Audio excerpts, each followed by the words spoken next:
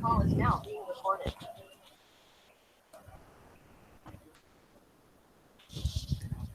Good morning. Morning, sir.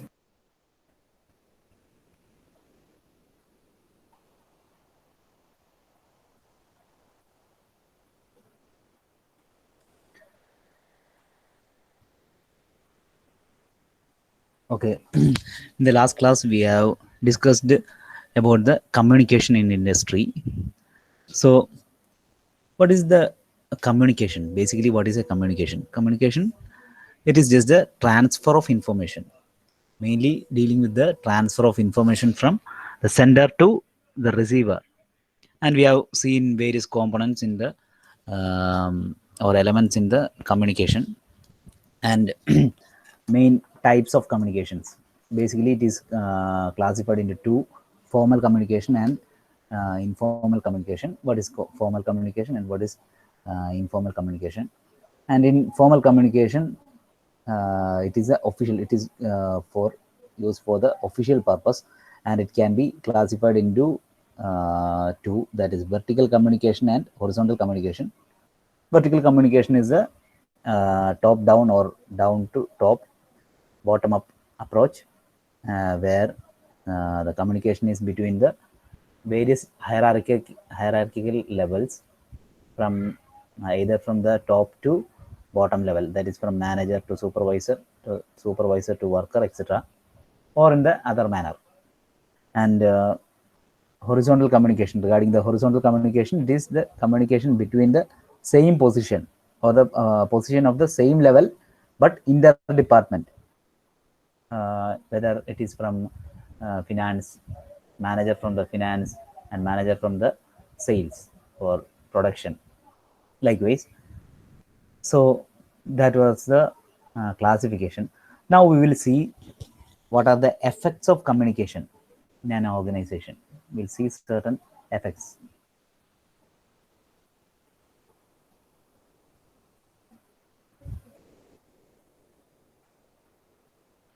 So certain effects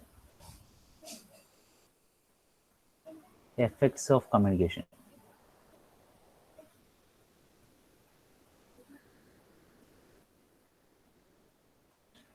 What are the effects of communication? We will see certain effects. That is, first one, so this helps the management in arriving the vital decisions. Helps in arriving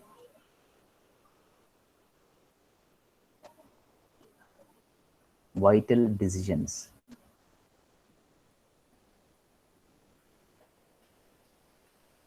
Okay. So for taking vital decisions, it is mandatory to have a good communication. If there is no proper communication, then it will be not possible for the top level management to come closer to the each other department or each other person and discuss their problems pertaining to the organization and all. So there should be a proper communication between the various hierarchical levels. Otherwise, these decisions, important decisions, cannot be made. So that is the first effect. Next, this is the foundation of all group activities. This is the foundation of all group activities.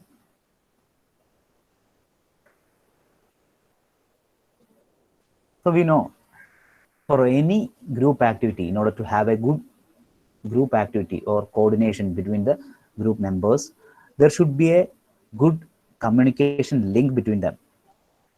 So in any organization, the work is done at various levels and by various departments. There will be many departments and each department will have certain levels. So there should be a good communication between these people. So unless until there is no proper communication, this will not be possible. So the coordination will not be possible. And so for any group activity or in any organization, it is based on the group activities or anything like that. And the main thing is there should be a good coordination between the various levels or various departments. And this is possible only if we have a good communication link. That is the second point. And the third one, this improves the morale and motivation. We'll see. Improves the morale and motivation.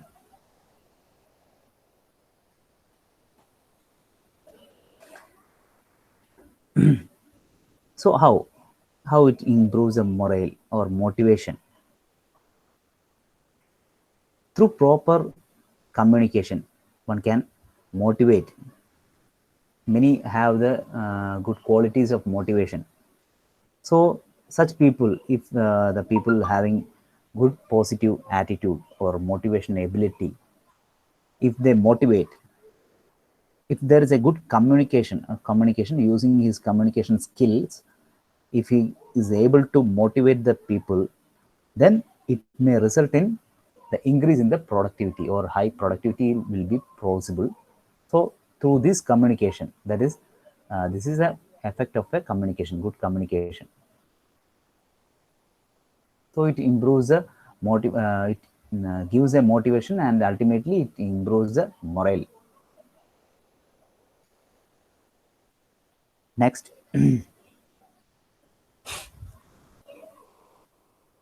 so the quality of decisions, mainly the decision maker in any industry, there should be a decision maker, and he takes the decision for various purposes, and that this decisions basically depends on the amount of the amount and quality of information available.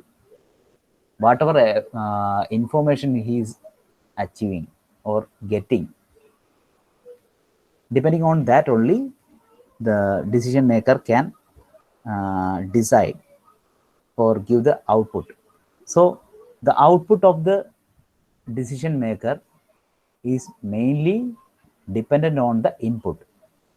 So without input, he cannot make a proper output. So we have to give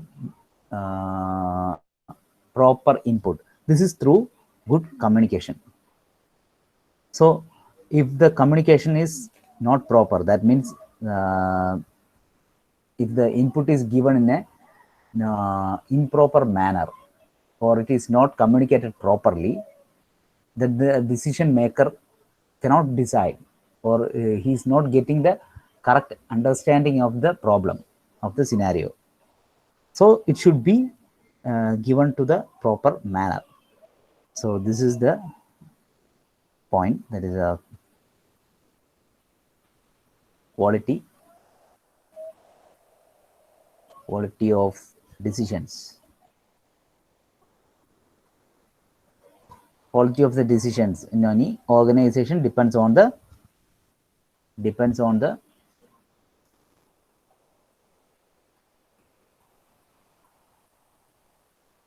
amount and quality of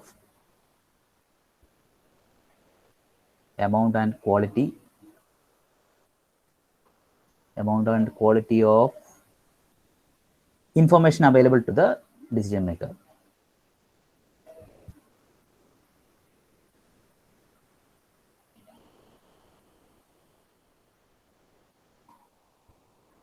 Decision maker.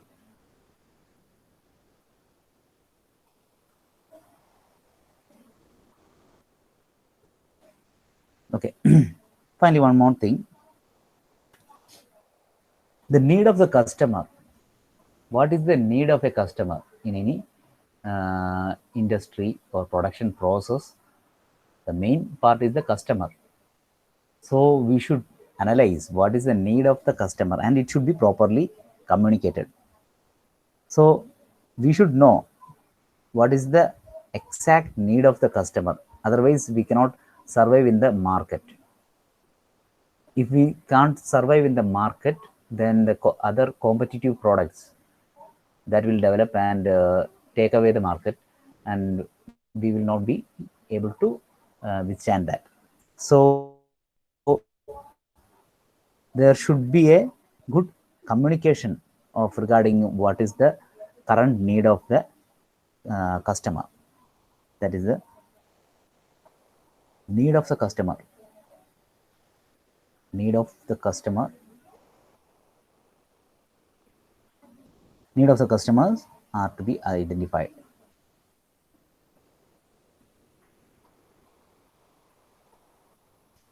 So these are the main or key effects of communication. The first one is it helps in arriving vital decisions. So in order to make the or arrive in a particular decision, this communication helps in.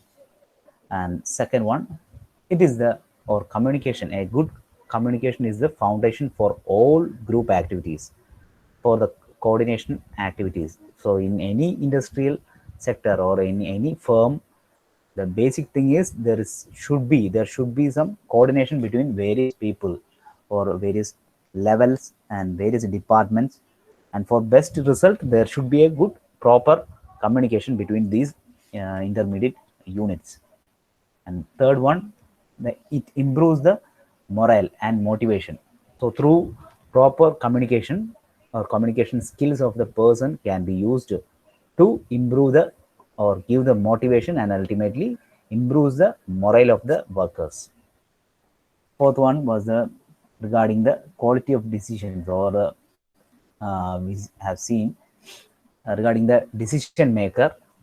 If he is given the right input, then the right output will be provided. Or the quality of decisions made by the decision maker will be dependent on the amount and quality of information given to him. And finally, we have seen the main thing, that is the need of the customer. What is the present need of the customer? It should be identified properly, or it is identified properly by a good or proper communication. So these are the effects of communication in any organization. Now we will see what are the barriers in communication, so or hindrance in the communication. Barriers in communication.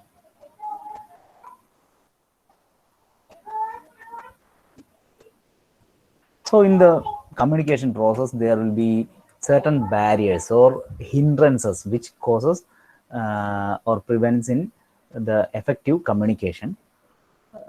Many are there.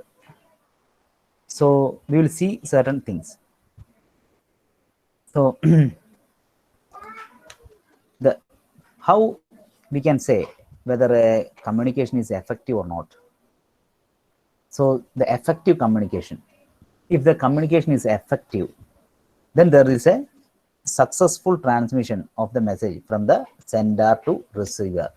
So when the sender, the what all things the sender is in his mind, if it is successfully transmitted to the receiver in the same amount, in the same sense, then we can say the communication is effective. If the receiver is uh, not able to understand the exact way the sender intended, then we can say this is ineffective, or the communication is ineffective. So main factors, some of the factors which affect the effective communication, that we will see. First one, linguistic.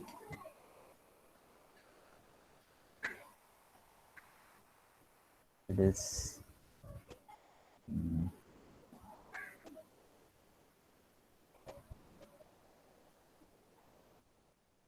okay. Okay. Linguistic linguistic and cultural differences.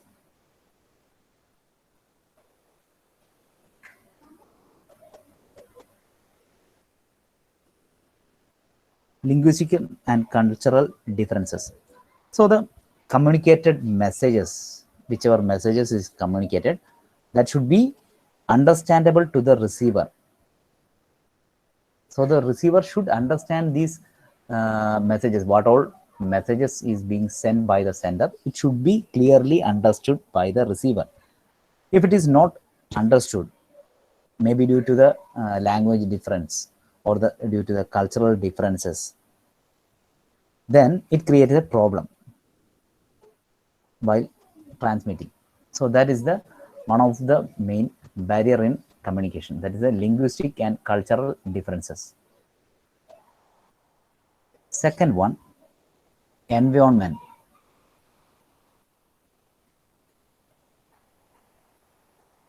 Environment. So this is the external environment. That is, there is some environmental barriers, like if there is a noise while talking, while the sender is talking to the receiver via mobile or anything. Suppose he's calling another guy through the phone, and if there is a lot of noise in the environment, sometimes certain words will be missing. So this is the environment. There is a environmental barriers due to which the proper communication may not be possible. Then the third one, channel we have seen, that is regarding the elements of communication. That is one of the element, that is through which, or it is a mode or through which the communication is being passed. For example, mobile phone or a writing pad, reports, etc. So in these cases, for example, in the case of mobile, if the mobile is having any problem, if the voice is not clear, or in the case of reports or letters, if the handwriting is not good or not, if it is illegible, in that cases, what happens is the proper communication is not possible. So this is one of the other barrier, that is the channel. Regarding the channel, if it is not proper, then it will be a barrier. And finally, one more, that is lack of planning.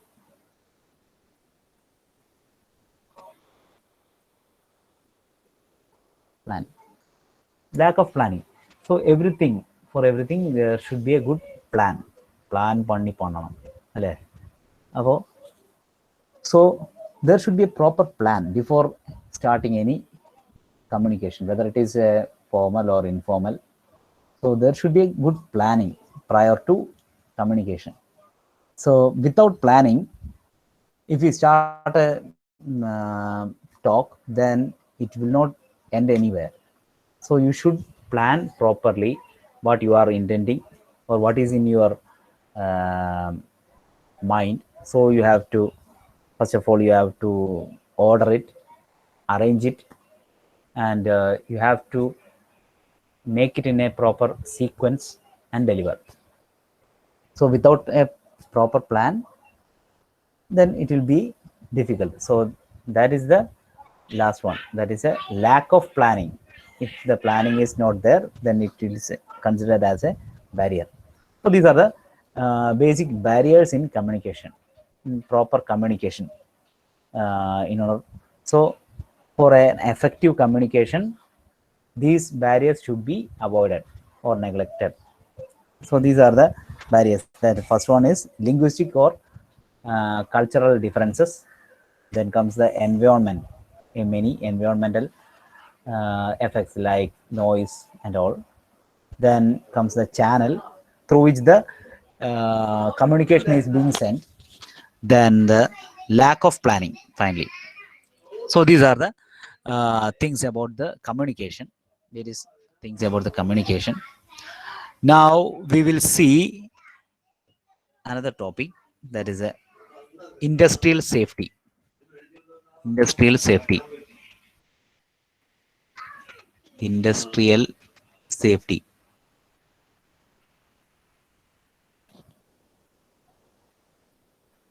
Industrial safety. So this is the basically very important thing. So this is primarily a management activity. So it is very important, and this is a management activity, mainly dealing with reducing and controlling the uh, hazards. So this is a management activity, management activity, mainly dealing with the reducing,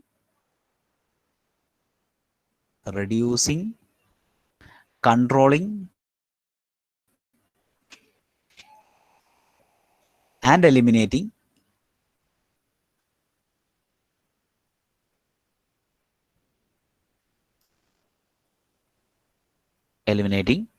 hazards, various types of hazards.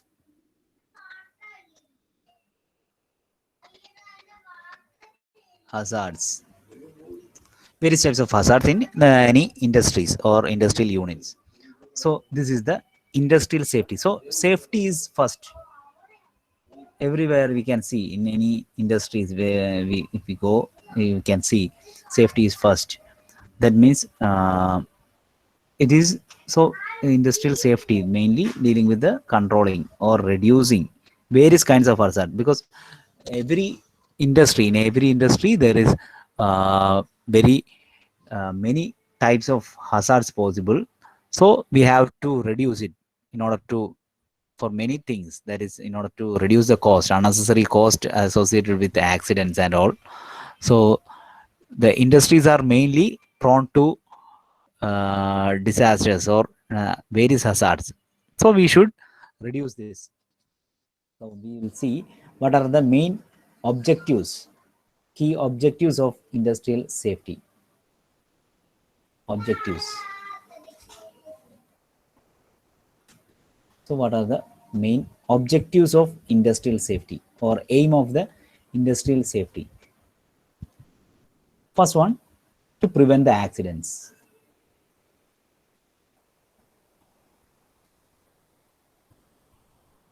So in every industry, if we look, we can see there are many accidents occurring in industries, mainly to the workers while they are doing some certain works, like in the lathe machine or in drilling or while welding. Mainly in welding, we have seen in newspaper and all, due to shock and all, many deaths occurs.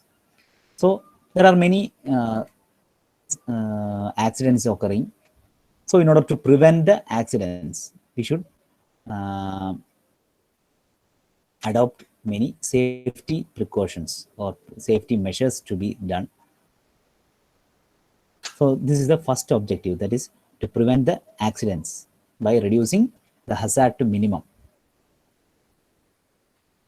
Reducing the hazard to minimum. Next one, so while occurring accidents, while there is accident, then it may result in the work stoppage, and ultimately the loss of production. Production will be stopped. So the production stopping or the working of the unit will be stopped if there is an accident or hazard occurs. So in order to prevent that, that is the second objective, that is eliminate the accident. Eliminate accident caused work stoppage. Accident caused stoppage, work stoppage.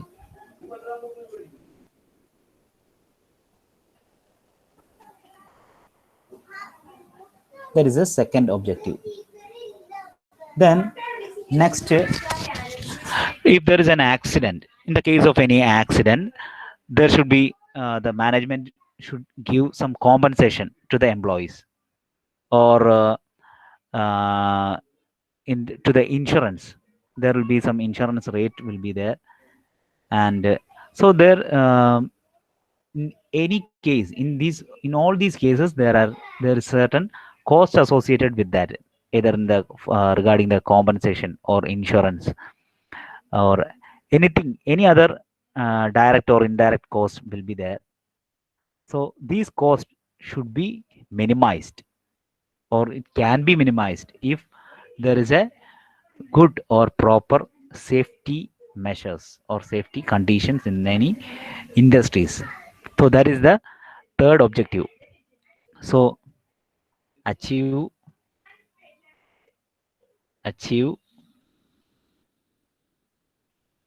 lower workman's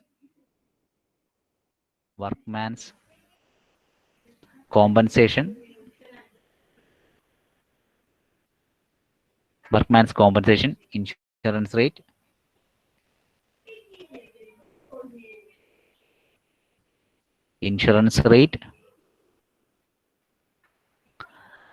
and other direct or indirect costs. Direct or indirect costs.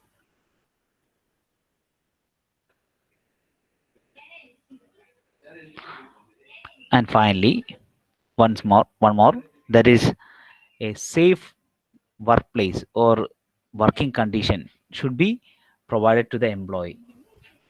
So the employee should be available to the safety, or his safety should be made into consideration. So that is the final thing, thereby improving his morale. So evaluate employees' morale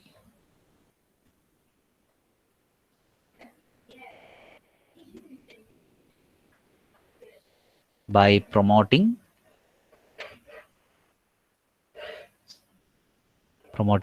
safe workplace,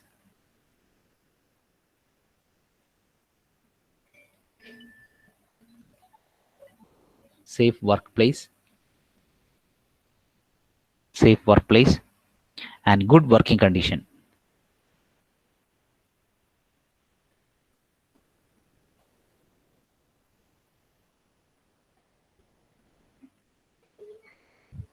Okay, so these are the main objectives of industrial safety. So first one, preventing accidents by reducing the hazards to minimum. Then eliminating the accident caused work stoppage and loss of production. Then to achieve the lower workman's compensation, interest rate, reduce other direct and indirect costs associated with the accidents. And finally, we have seen to evaluate the employees' morale by promoting safe workplace and good working condition. So these are the objectives of industrial safety. Now, what are the measures how we can ensure an industrial safety. So there will be a safety officer in any industrial firm, and he operates or designs the safety program. Various types of safety programs will be there. So the main steps in any or preventing the accidents in the industries we can see. So that will be discussed in the next class. What are the measures which ensures the industrial safety? So these are this is what about the today's class.